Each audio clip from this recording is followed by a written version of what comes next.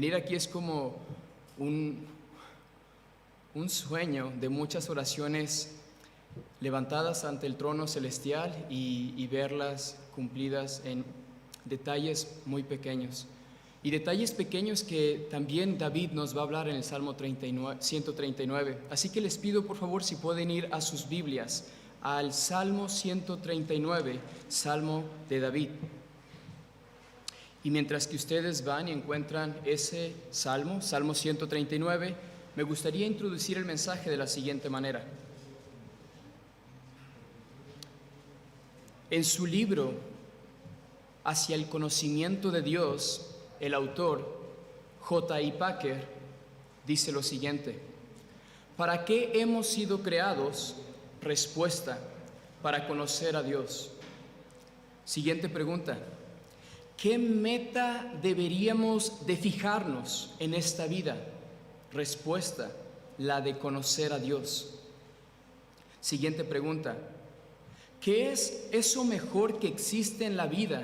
Lo que ofrece el mayor gozo, deleite y contentamiento que ninguna otra cosa. Respuesta: el conocimiento de Dios. Y David nos va a enseñar 5 atributos de Dios que te ayudarán a deleitarte en Dios y ser cautivado por Él. Vamos a verlos en este Salmo. Y aunque ya hemos hecho la lectura, me gustaría volver a leer de nuevo el pasaje completo. Salmo 139, versículo 1. Al músico principal, Salmo de David. Oh Jehová, tú me has examinado y conocido. Tú has conocido mi sentarme y mi levantarme. Has entendido desde lejos mis pensamientos, has escudriñado mi andar y mi reposo, y todos mis caminos te son conocidos, pues aún no está la palabra en mi lengua o en mi boca, y he aquí, oh Jehová, tú la sabes toda. Versículo 5, detrás y delante me rodeaste, y sobre mí pusiste tu mano. ¡Qué dulzura! Su mano sobre ti. Tal conocimiento es demasiado maravilloso para mí. Alto es, no lo puedo comprender. Después David hace una pregunta, versículo 7. ¿A dónde me iré de tu espíritu? ¿Y a dónde huiré de tu presencia? Si subiere allá en lo alto en los cielos, allí estás tú. Y si en el Seol o en la sepultura hiciere mi estrado, he aquí, allí tú estás. Si tomare las alas del alba y habitar en el extremo del mar, aún allí me guiará tu mano y me asirá tu diestra. Versículo 11, si dijere, ciertamente las tinieblas me encubrirán, aún la noche resplandecerá alrededor de mí. Aún las tinieblas no encubren de ti, y la noche resplandece como el día. Lo mismo te son las tinieblas que la luz. ¿Por qué? Porque tú formaste mis entrañas. Tú me hiciste en el vientre de mi madre. Te alabaré porque formidables, maravillosas son tus obras, y estoy maravillado. Y mi alma lo sabe muy bien. Versículo 15. Pues no fue encubierto de ti mi cuerpo, bien que en oculto fui formado y entretejido en lo más profundo de la tierra. Versículo 16. Mi embrión vieron tus ojos, y en tu libro estaban escritas todas aquellas cosas que fueron luego formadas, sin faltar una de ellas o ninguna de ellas. Cuán preciosos me son, oh Dios, tus pensamientos, cuán grande es la suma de ellos. Si los enumero se multiplican más que la arena. Despierto y aún estoy contigo. De cierto, oh Dios, harás morir al impío. Apartaos de mí, pues, hombres sanguinarios.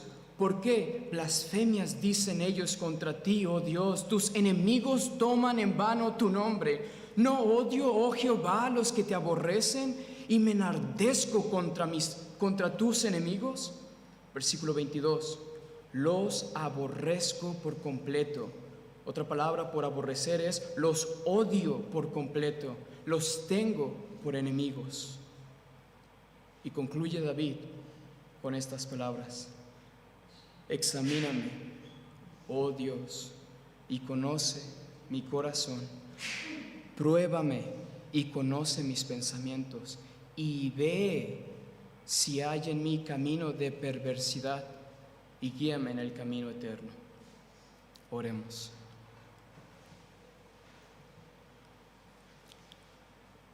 Santo Dios, Padre, en esta mañana, Señor, venimos en el nombre de nuestro Señor Jesucristo delante de ti, pues es el único nombre dado a los hombres debajo del cielo, tanto en que podemos ser salvos como en que podemos presentarnos delante de ti. Padre, queremos trasladarnos a este momento cuando David ha escrito esto. Él se ha presentado delante de ti para que Él sea examinado, pero al mismo tiempo cautivado por ti. Ahora, Padre, yo te pido que cautives a tu pueblo y aún los que están aquí que no te conocen, Señor, cautívalos con tus preciosos atributos, tus perfecciones, tus bellezas, Señor. Que tú conoces todo, que tú estás en todo lugar, en todo momento, que tú tienes todo poder, que tú eres infinitamente único, pero también personal, y que tú eres santo, tú eres digno. Ayúdanos, Señor, por favor, te pedimos en esta hora, en el nombre de Cristo Jesús, oramos. Amén. Del versículo 1 al versículo 7 veremos un atributo de Dios llamado la omnisciencia de Dios. La omnisciencia de Dios. David nos va a describir algo que él está experimentando aquí, lo que los teólogos en la historia le han llamado la omnisciencia de Dios. Esa palabra parece un poco confusa, pero se las voy a explicar. Es una palabra en latín, omni, que quiere decir todo. Omni, ciencia, quiere decir conocimiento, todo conocimiento. Y así vamos a ver dos atributos más, como omnipresencia, es decir, presente en todo lugar. Y después omnipotencia, que quiere decir todo el poder. Pero primero vamos a comenzar con el atributo de la omnisciencia de Dios. Miren lo que dice el versículo 1. Al músico principal, Salmo de David: oh Jehová, tú, no otro, sino Jehová, tú me has examinado y conocido. Primera vez que lo menciona, conocimiento. Después, versículo 2, tú has conocido, una vez más, mi sentarme y mi levantarme. Has entendido desde lejos mis pensamientos. Conoce todo de David, tanto los pensamientos. Y versículo 3, has escudriñado mi andar y mi reposo, y todos mis caminos te son conocidos. Pues aún no está la palabra en mi boca, en mi lengua, y he aquí, oh Señor Jehová, tú la sabes toda, Él sabe todo. Detrás y delante me rodeaste, y sobre mí pusiste tu mano. Versículo 6, tal conocimiento es demasiado maravilloso para mí, alto es, yo, David, no lo puedo comprender. Una definición que da Wayne Grudem, alguien que tiene un libro llamado Teología Sistemática y que explica los atributos de Dios, dando una definición y después explicándolo a través de la Biblia. Él dice lo siguiente, cito: su omnisciencia significa que es su perfecto conocimiento de sí mismo, de todas las cosas reales fuera de Él y de todas las cosas que no se hacen realidad aún en un acto, ya sea eterno o simple. Lo voy a volver a repetir, porque esto es lo que vamos a estar indagando en la vida de David y después lo trasladaremos a nuestro día presente, a tu situación real. Su omnisciencia quiere decir que es su perfecto conocimiento de sí mismo. Dios se conoce a sí mismo, imagina eso nada más. Él se conoce a sí mismo todo. Cuando tú y yo a veces leemos algo de Dios quedamos anonadados, impactados, pero cuando Dios te dice que Él se conoce a sí mismo, eso es un infinito conocimiento. Y Él no tan solo conoce a sí mismo, Él conoce todas las cosas fuera de Él, reales, y de todas las cosas que sean en un acto eterno o simple. Ahora, ¿cómo esto lo vemos en la vida de David?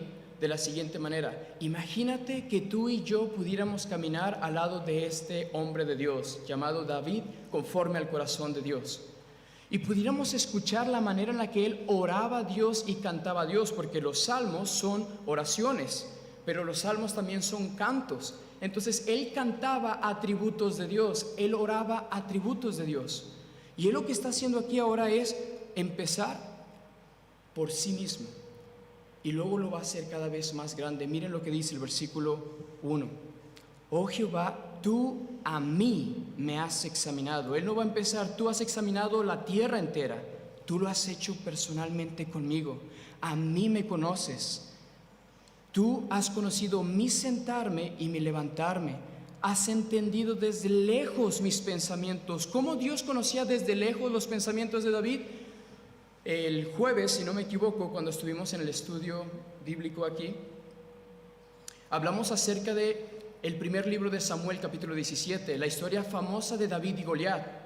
Y uno de los hermanos de David ve que David va corriendo porque su padre Isaí le ha mandado a ver cómo están sus hermanos. Y el hermano dice: yo sé que has venido aquí por ser un mirón, en vez de estar teniendo cuidado de nosotros como nuestro padre te lo pidió. Y David dice: un momento, yo no he venido así, tú estás hablando solo palabras vanas, yo no he venido así. Y dice el hermano de David: yo conozco tu corazón y yo sé que solo para estar de mirón has venido. Esta es la nueva traducción de Alex Torres, así que es otra forma de explicarlo, pero dice lo mismo el texto. Y David es nada más y nada menos que aquel joven pastorcito que Dios le permitió el privilegio de ser llamado el rey de Israel después, pero por una característica. ¿Cuál era? Que Dios desde lejos vio que él sería conforme al corazón de Dios, no por algo bueno que había en David, es porque el Espíritu de Dios transformó su corazón para que David amara a Dios.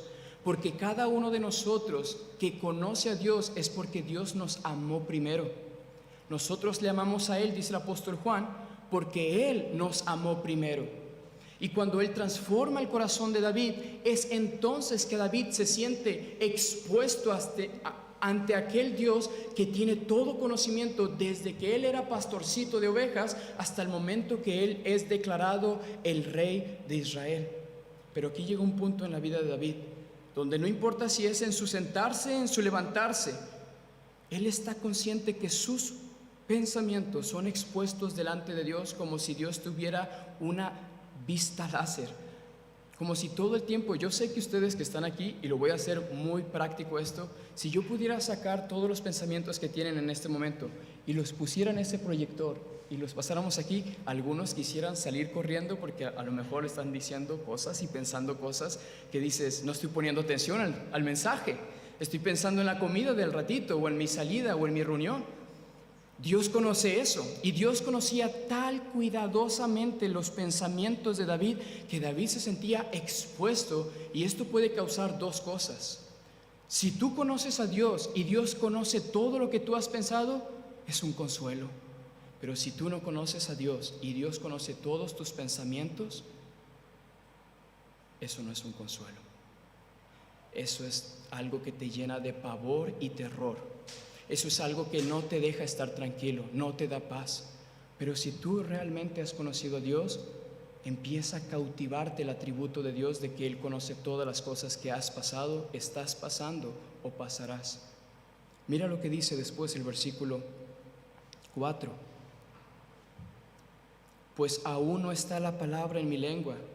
Recuerden, David está orando y cantando, pero aún ni siquiera está la palabra delante de David, pero Dios ya la sabe toda. He aquí, oh Jehová, tú la sabes toda. Y es importante que veamos algo. El versículo 1 comienza diciendo: oh Jehová. El versículo 4 dice: he aquí, oh Jehová. Y parece que David va a usar constantemente Jehová, Jehová. ¿Por qué hace él esta mención? Bueno, porque Jehová es el nombre del pacto de Dios. Dios hizo un pacto con su pueblo, pero también hizo un pacto con David de manera individual. Y Dios le prometió a David de manera fiel, incambiablemente, que él podría conocer a un Dios que nunca cambia, que su amor es fiel, es el mismo. Y aún en los peores momentos de David, como lo que pasó con Betsabé, por ejemplo, Dios mantendría su fidelidad. Aún sabiendo Dios lo que Él hizo con Betsabé y Urías, y las palabras que David diría como mentiras, Dios la sabía y aún así Dios seguía siendo el Dios del pacto que perdonaría a David y lo guiaría al arrepentimiento. Hoy lo vimos, lo del arrepentimiento. ¿Qué significa volverte de un camino donde ibas a seguir a Dios? De odiar tu vida pasada y tus pecados pasados, a amar a Dios y entregarte y decirle: gracias por tu perdón, ahora quiero confiar en ti por lo que tú has hecho por mí. David sabía que todo lo que él ha vivido y pasado ya está expuesto delante de Dios. Este es Jehová, el que David dice en el Salmo 23. Yo sé que muchos lo saben de memoria. Jehová es mi pastor, nada me falta. Por lo tanto, si Jehová no fuera su pastor, ¿qué le falta? Todo. Por eso es tan interesante la conclusión a la que él está llegando. Es Jehová el buen pastor, mi pastor, que con él nada me falta. Y por lo tanto, miren lo que dice el versículo 5. Y esto, hermanos, es para que pueda darte un consuelo también a ti, que cautive esto de su omnisciencia. Miren lo que dice el versículo 5. Detrás y delante me rodeaste. Dios, aunque te pase por momentos de aflicción, dolor y angustia, Él te rodea, Él te guarda, Él es tu protector, Él es tu refugio. Y mira lo que dice la segunda parte del versículo 5. Y sobre mí pusiste tu mano. Esta frase de su mano se va a volver a repetir. Y les voy a decir qué quiere decir esto. Algunos a través de la historia le han llamado la mano invisible de Dios a la providencia de Dios. La providencia de Dios es esa mano invisible que empieza a orquestar y a ordenar todo en tu vida, todo en tu familia, todo en la sociedad, para que llegues al punto donde Dios quiso colocarte. Es decir, que seas conforme a la imagen de su Hijo Jesucristo.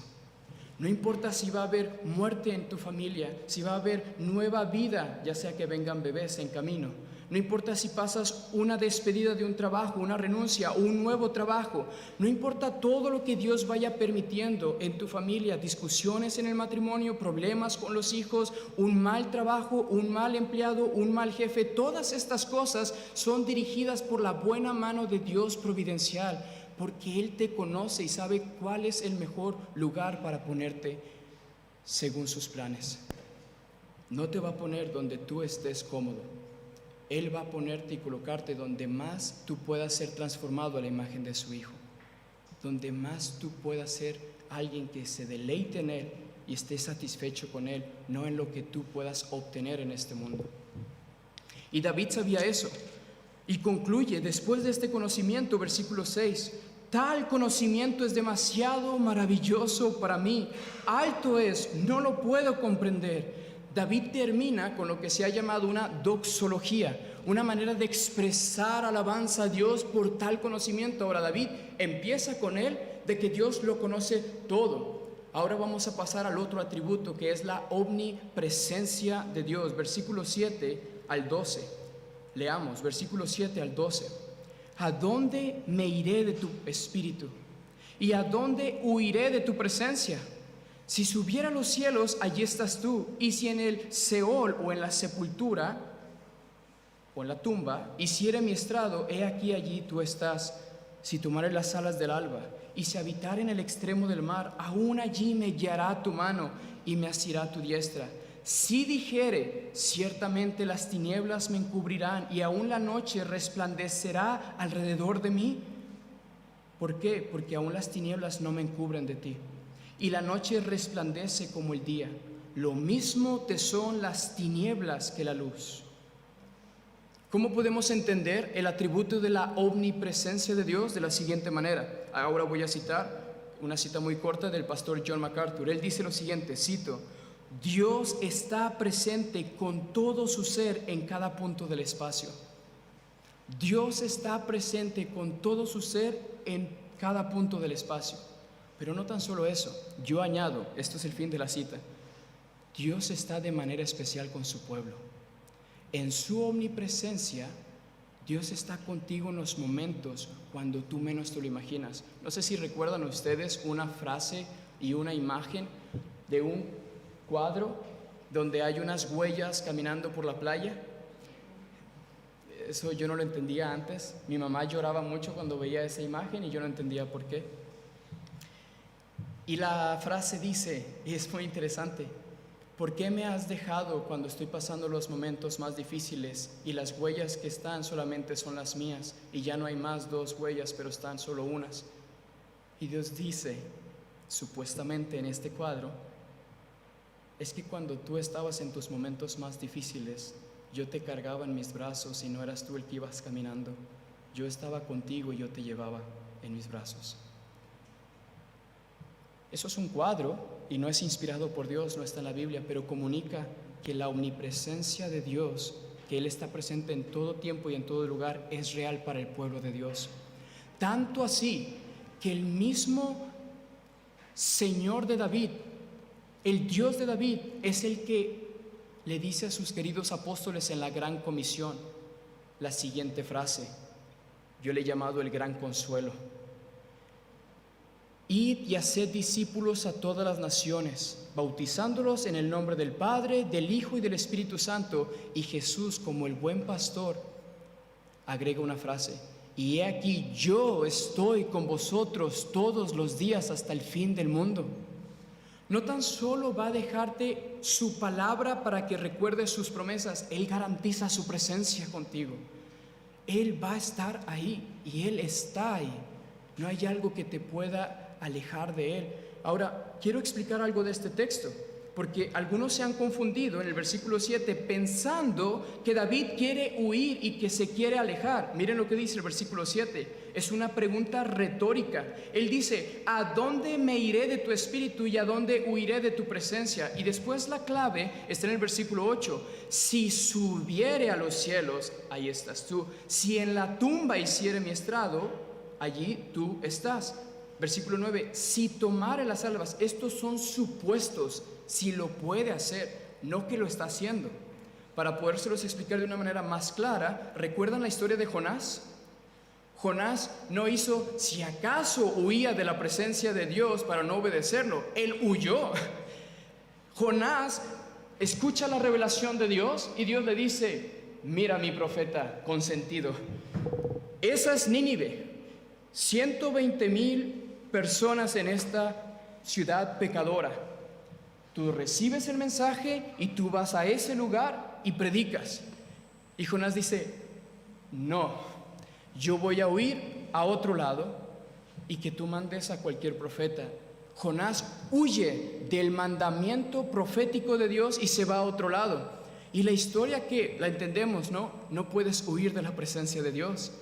Él se sube a un bote o una barca, creo que le podemos decir, y se va a una dirección, y Dios aún está ahí. Pero Dios, que tiene el control de todo en su mano invisible, cuida a Jonás amorosamente a donde va, y con un cariño de Dios hace que se lo traiga una ballena. Hay un pastor que dice que Jonás tenía dos opciones de ir a cumplir la misión de Dios: a la manera de Dios o a la manera de Jonás. Y Jonás creía que lo iba a hacer a su manera, huyendo para no cumplir la voluntad. Pero hay un versículo en la Biblia que dice, Efesios capítulo 3, versículo 20: y aquel que es poderoso para hacer mucho más abundantemente de lo que pedimos o entendemos. Entonces Dios le responde a Jonás: ¿no quieres ir por barca? Entonces vas por pez, todo incluido. Y lo arroja a Nínive.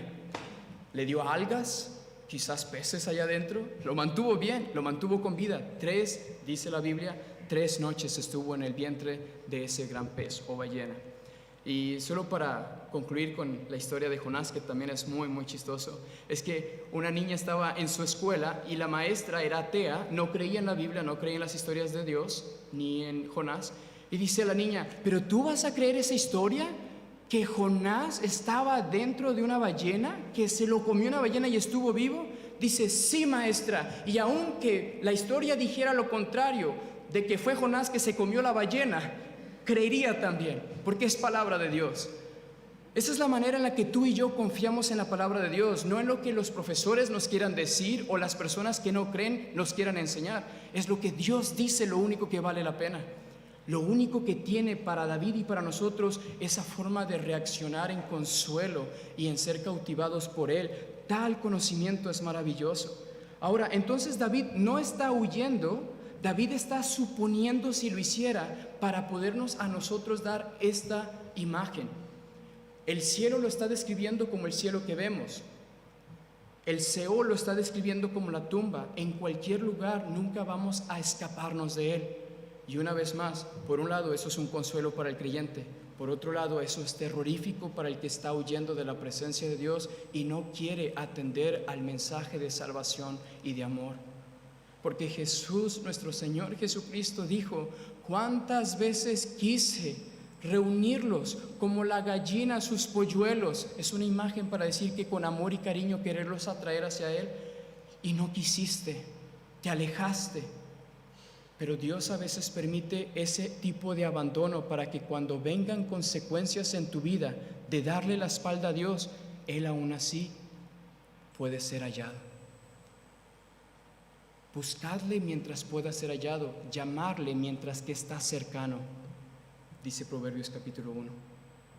Volvamos al versículo de nosotros, versículo 10, Salmo 139, versículo 10. Y aún allí me guiará tu mano. Vemos otra vez su mano actuando en la vida de David. Y me asirá tu diestra. Si dijere: ciertamente las tinieblas me encubrirán, aún la noche resplandecerá alrededor de mí. En otras palabras, esto, hermanos, algunas veces los jóvenes, como en un momento yo leía esto hace años atrás y yo me confundía. ¿Cómo que para Dios las tinieblas le es lo mismo que la luz? ¿Que no es un Dios de luz? Bueno, Él no puede estar en tinieblas, Él no puede estar entre lo malo. Pero la idea del Salmo y la idea de David es lo siguiente: que no hay un rincón de la tierra en donde su ojo no esté activamente observándolo todo. Un puritano decía lo siguiente: aunque tú cierres la ventana, pongas candado a la puerta, apagues la luz, Dios se encuentra dentro. No lo puedes dejar fuera, Él está dentro. Esa es la imagen que David quiere darnos aquí. Aún las tinieblas no encubren de ti y la noche resplandece como el día. Algunos otros han dicho también que puede ser la explicación de Génesis, cuando en el principio Dios dijo: sea la luz, y fue la luz. Por su palabra y por su voz Él puede cambiar las tinieblas del contexto donde estamos para que la luz venga y andemos en su luz. Ambas son muy buenas, ambas pueden ser aplicadas a nuestras vidas. Pero ahora miren cómo Él continúa el versículo 13. Y aquí vamos a ver nuestro tercer atributo de Dios. Hemos visto la omnisciencia de Dios, lo sabe todo de David y lo sabe todo de ti. Hemos visto la omnipresencia de Dios que está presente en la vida de David desde el principio hasta el fin. Pero ahora vamos a ver la omnipotencia de Dios, es decir, Él tiene todo el poder. Miren lo que dice el versículo 13 al 16. Porque tú formaste mis entrañas. Esto habla del poder creativo de Dios. Tú me hiciste en el vientre de mi madre. Te alabaré porque formidables, maravillosas son tus obras. Estoy maravillado y mi alma lo sabe muy bien.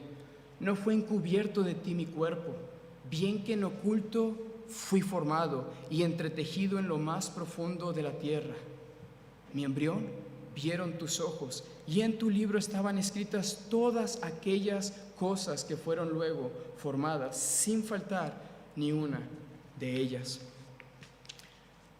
Wayne Grudem dice lo siguiente sobre la omnipotencia de Dios, porque algunos se han confundido, y sobre todo cuando tenemos presión o tanta insistencia de los que son ateos y de los que no creen en el Dios que se revela en la Biblia.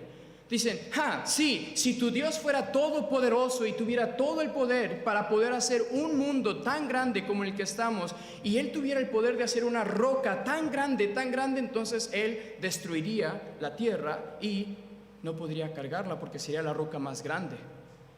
Y es una mente afectada por el pecado que piensa así para querer desacreditar lo que la Biblia dice acerca del poder de Dios.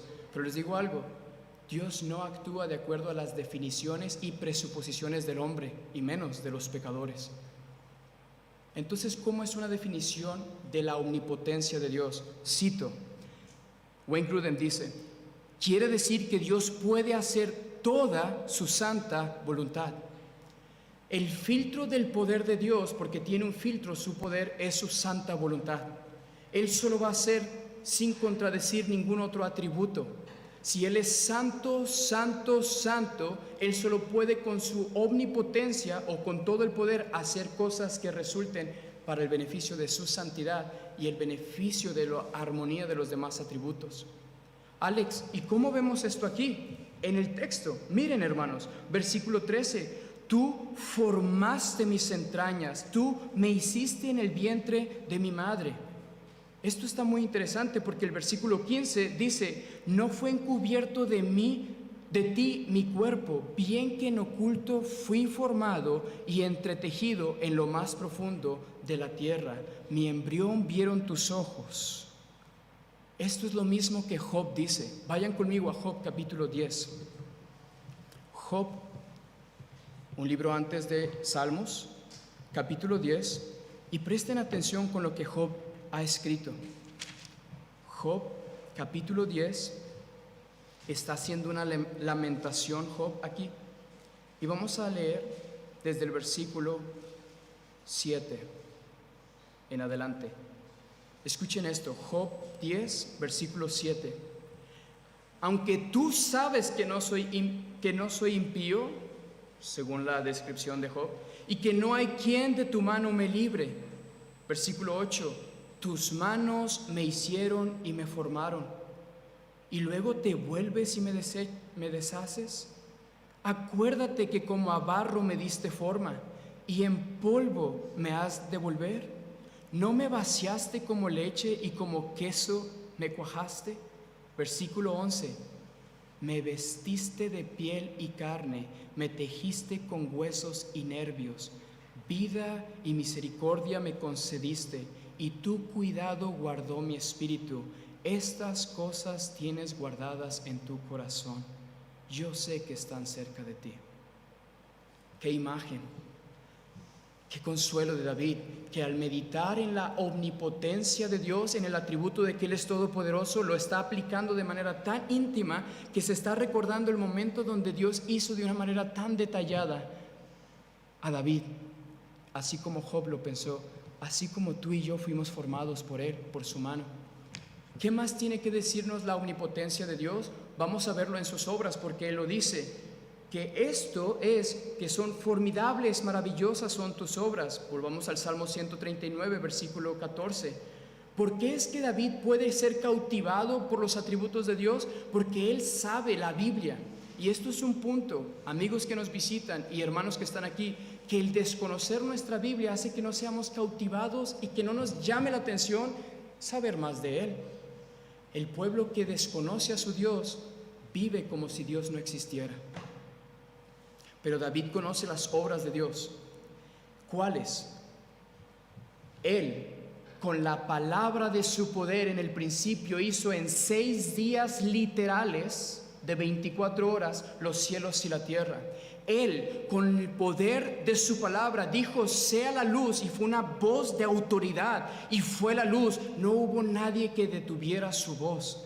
Él, que mandó que viniera un diluvio y deshiciera todo en el tiempo de Noé, es el mismo que tuvo el poder para abrir el mar en 2 y hacer pasar a su pueblo. Él, que es omnipotente, es el que puso en el foso de los leones a su profeta Daniel y lo guardó y lo preservó y cerró la boca de los leones.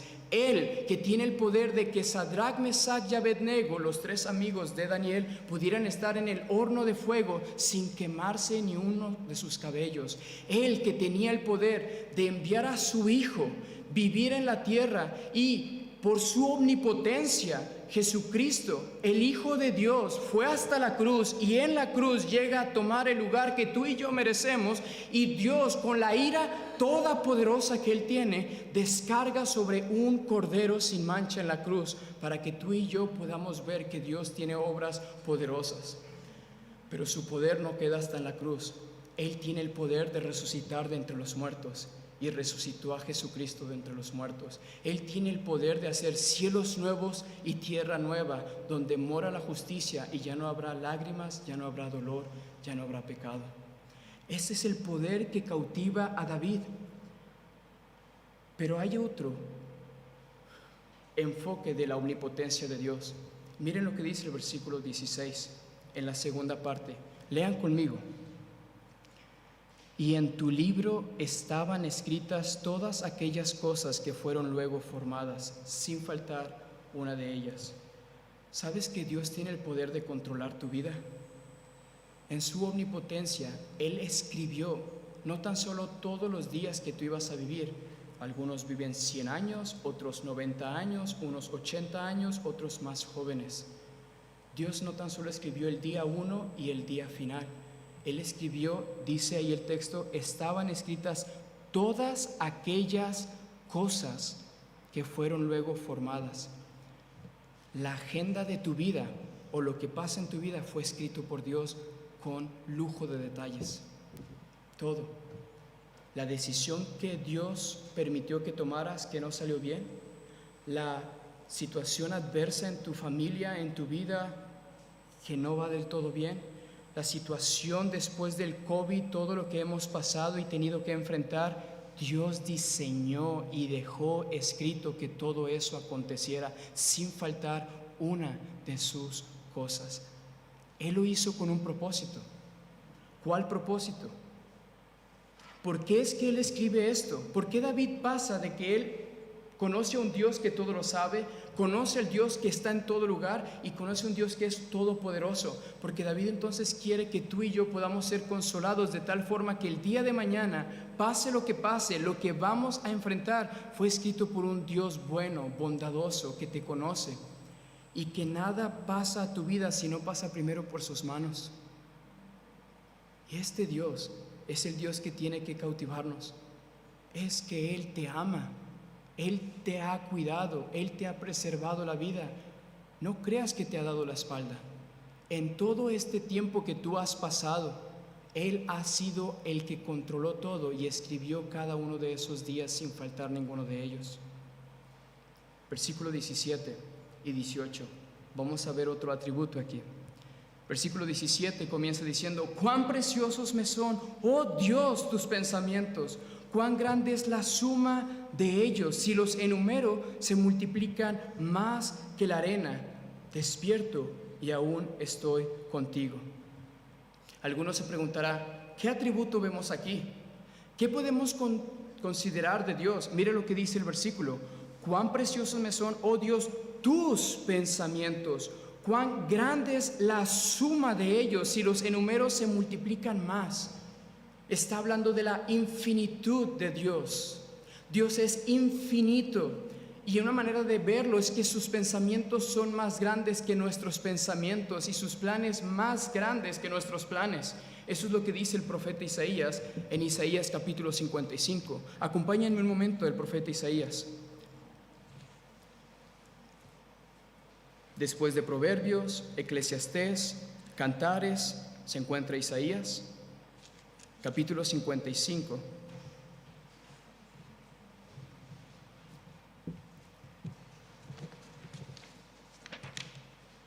Vamos a leer del versículo 6 al 11.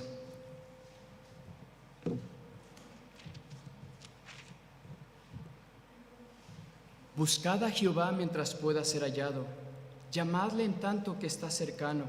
Versículo 7. Deje el impío su camino y el hombre inicuo sus pensamientos, y vuélvase a Jehová, el cual tendrá de él misericordia, y al Dios nuestro, el cual será amplio en perdonar.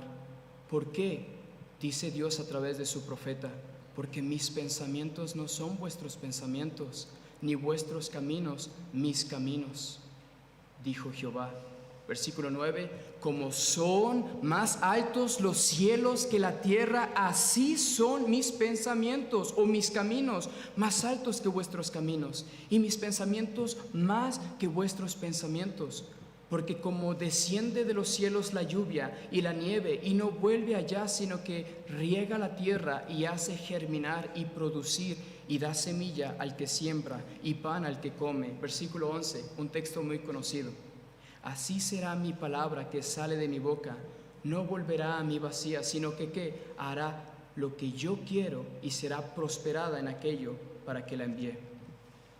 Salmo 139, versículo 17. David ahora ha llegado a la conclusión, en vista de que Él conoce todo de mí, está conmigo en todo lugar y que Él me formó con todo su poder. Ahora yo llego a la conclusión de que Él es infinito en su conocimiento, infinito en que no hay un lugar donde yo me pueda ocultar, infinito en sus obras de poder. Pero hay algo más. David está concluyendo para que tú y yo podamos reaccionar a algo. Hay algo que Dios ha hecho para que cualquier filósofo, cualquier entendido que crea tener entendimiento de este mundo puede entender la mente de Dios. David dice, no, sus pensamientos son más grandes. Si los enumeramos se multiplican más que la arena.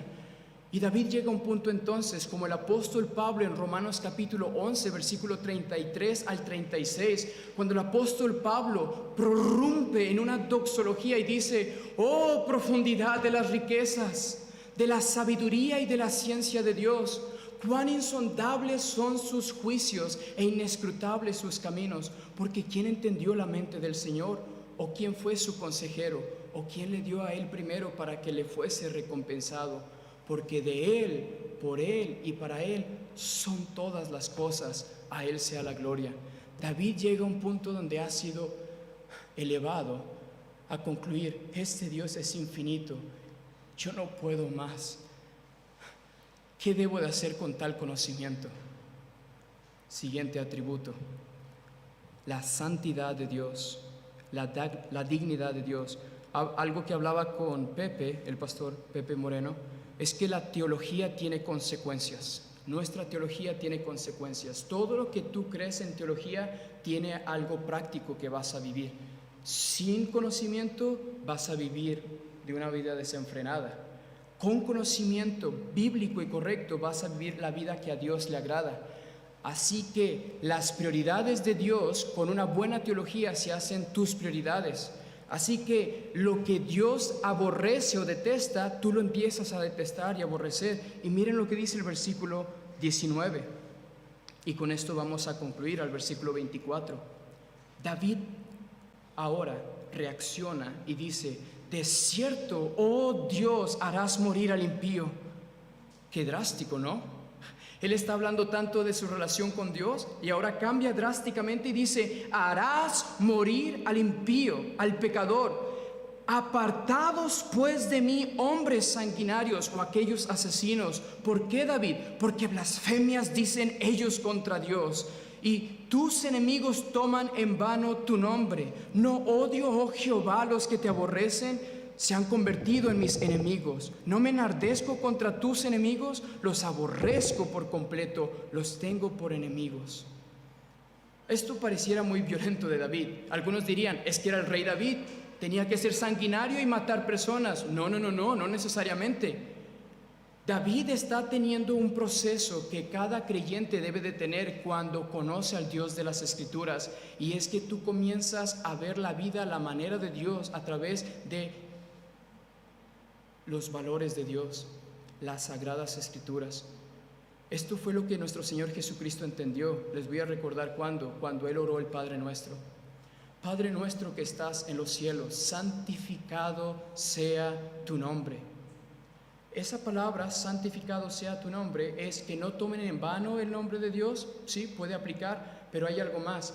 Santificado sea tu nombre para nuestro Señor Jesucristo significa que no tan solo sea su nombre puesto en santidad, como algunos creerían, no, es que esa forma es magnificar su nombre hasta lo alto, un nombre glorioso, que cualquiera que tome en vano no se va a meter solo con Dios y nada más. Es que el pueblo de Dios se duele cuando personas blasfemian contra Dios. Nos duele. Y no vamos a tener ninguna fobia contra ningún grupo ni nada por hacerlo. Vamos a actuar con amor y misericordia y compasión, sí, pero hay cierto sentir dentro de nosotros que nos indigna. Y David está sintiendo esto, porque es David, miren lo que dice el Salmo 8, el que escribió lo siguiente: Yo se los voy a leer para los que quieran escucharlo rápidamente. El Salmo 8 dice: cuando veo los cielos, obra de tus manos, la luna, versículo 1 más bien. Oh Jehová, Señor nuestro, cuán glorioso es tu nombre en toda la tierra. Has puesto tu gloria sobre los cielos.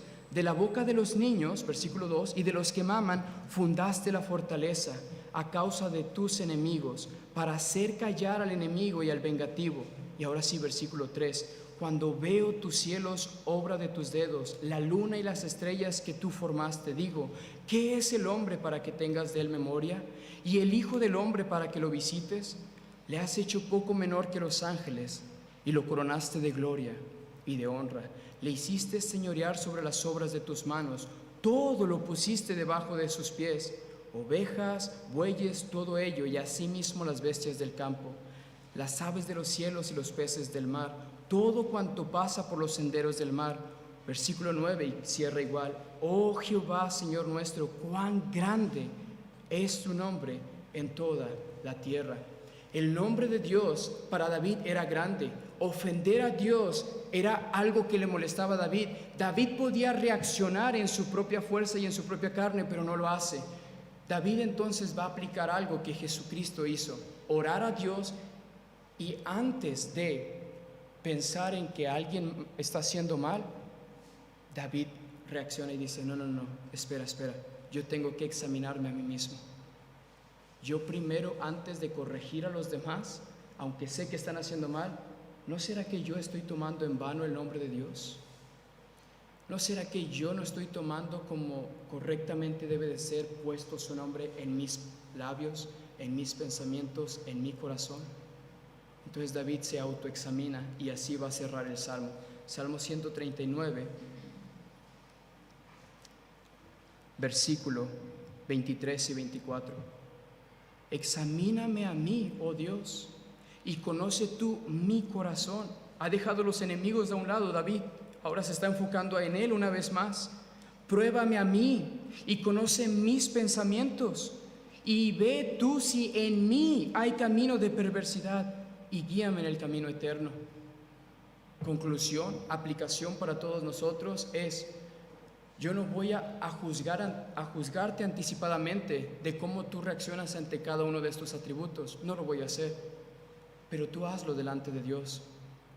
Si te consuela que Él conoce todo de ti, si te consuela que Él está contigo en todo tiempo, si te trae consuelo que Él ha formado todos los días que tú has vivido para que lo conozcas más, para que te cautive más, para que encuentres en Él lo que no puedes hallar en nadie, ni en una pareja, ni en una familia, ni en un trabajo, ni en nada en esta vida.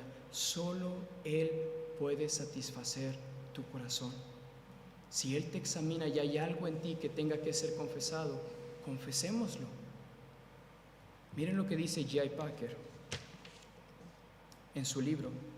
Esta cita es con la que a mí me trajo mucha esperanza, mucho consuelo. Cito: todo el conocimiento que tengo de Él depende de la sostenida iniciativa suya de conocerme a mí. Lo conozco porque Él me conoció primero y sigue conociéndome. Me conoce como amigo, como uno que ama, y no hay momento en que su mirada no esté sobre mí o en que sus ojos se distraigan de mí. No hay momento, por consecuencia, en que su caída, en su cuidado flaquee de mí. Y continúa diciendo Packer: produce un tremendo alivio el saber que el amor que me tiene es eminentemente realista, basado de forma invariable en un conocimiento previo de que Él conoce lo peor que hay en mí y me sigue amando. De manera que nada de lo que yo pueda hacer o Él pueda descubrir de mi persona en adelante puede desilusionarlo ni anular su decisión de amarme y bendecirme. ¿Qué ha hecho Cristo para que tú y yo podamos tener a tal Dios? El acceso a un Dios que, conociendo lo peor de ti, te ama igual. Sabiendo tus pensamientos de lejos, te ama igual, te sostiene igual, camina contigo y está contigo igual. ¿Qué manera de ver Él lo peor de ti y de mí y aún así te llame su hijo y Él se autodeclare tu Padre. Este es el Dios que maravilló a David, que cautivó a David con su omnisciencia, omnipresencia, omnipotencia, infinitud y su santidad. Hermanos, las palabras siempre van a faltar para poder tratar con un corazón que quizás necesita meditar más en Dios a solas. Venir a la iglesia es solamente Dios exponiéndote a realidades que quizás tienes que considerar a solas en tu casa, porque no necesariamente pasan cambios aquí, pasan cuando cruzas la puerta y te enfrentas a una relación personal con Dios. Este es el Dios que tenemos. Oremos.